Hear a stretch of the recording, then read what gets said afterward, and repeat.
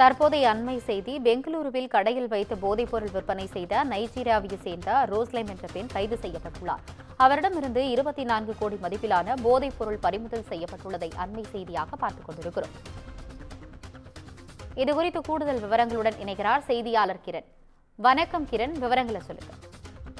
வணக்கம் ஆனந்தி. நிச்சயமாக பெங்களூருவில் மத்திய குற்றப்பிரிவு போலீசார் நடத்திய சோதனையில் 24 கோடி ரூபாய் மதிப்புள்ள போதைப் பொருள் பறிமுதல் செய்து நைஜீரியா நாட்டைச் சேர்ந்த ரோஸ்லைன் என்ற பெண் கைது செய்யப்பட்ட சம்பவம் கர்நாடகா மாநிலத்தில் பெரும் பரபரப்பை ஏற்படுத்தியது.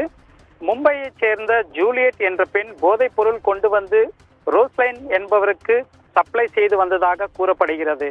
இதனை ரோஸ்லைன் கேஆர் புரத்தில் கடையில் வைத்து போதைப் பொருள் விற்பனை செய்து வந்துள்ளார்.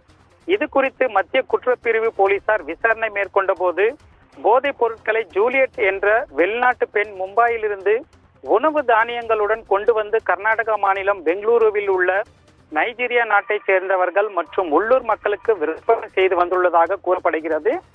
இவரிடம் ரோஸ்லைன் என்ற பெண் போதைப் பொருள் பெற்று கேஆர் புரத்தில் உள்ள டிசி பாளையத்தில் உள்ள ஒரு கடையில் வைத்து விற்பனை செய்து வந்துள்ளார்.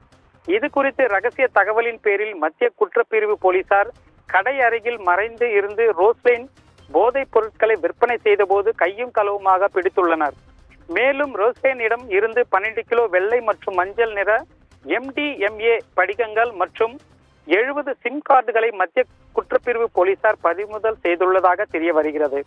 மேலும் தலைமறைவான போதைப் பொருள் கடத்தலில் ஈடுபட்ட ஜூலியட்டை போலீசார் தேடி வருகின்றனர். ஆனந்தி,